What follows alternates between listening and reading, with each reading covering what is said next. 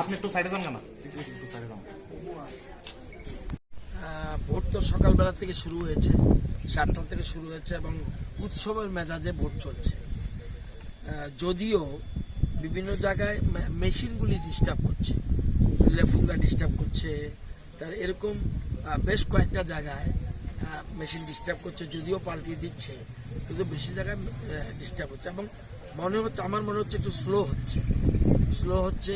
আর বিভিন্ন জায়গায় যে মেশিনকে রাখা হয়েছে একটু অন্ধকার দেখা যাচ্ছে, সেই জন্য ভোটাররা কীভাবে ভোট দিতে পারছে আমি জানি না।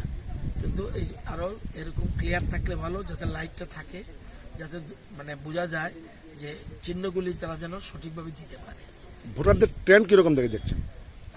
এটা একতরফা ভোট হচ্ছে, এটা আমি যদি আমার ক্ষুদ্র রাজনৈতিক জীবনে যতগুলি ভোট দেখেছি, এই ভোটটা একটু ব্যতিক্রমী মিনস মানুষের সংখ্যা আপনারা এখানেই দেখছেন, বিরাট লাইন ধরে যাচ্ছে, পুরুষদের লাইন, মহিলাদের লাইন।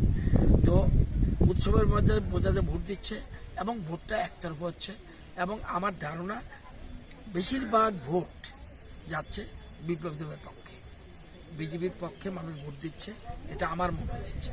কারণ মানুষের এপিআরএস দেখলে আমরা বুঝতে পারি এবং উন্নয়নের পক্ষে ভোট দিচ্ছে সবচেয়ে বড় কথা হলো। এবং কেন্দ্রে শক্তিশালী সরকারের জন্য এবং একটা যেন শক্তিশালী সরকার হয় আগামী দিনে, যে এক ভারত শ্রেষ্ঠ ভারত, এই যে চিন্তাধারাটা এবং বিকশিত ভারত এবং পৃথিবীতে যেন ইন্ডিয়া খুব গুরুত্বপূর্ণ স্থানে থাকতে পারে, এটার ভোট হচ্ছে এই জন্যই।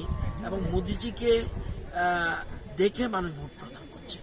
আমার ধারণা এই পশ্চিম ত্রিপুরা নির্বাচনী কেন্দ্রে বিরোধী যারা দাঁড়িয়েছে তাদের সকলের জামানত জব্দ হবে, এটা আমার ক্ষুদ্র অভিজ্ঞতা।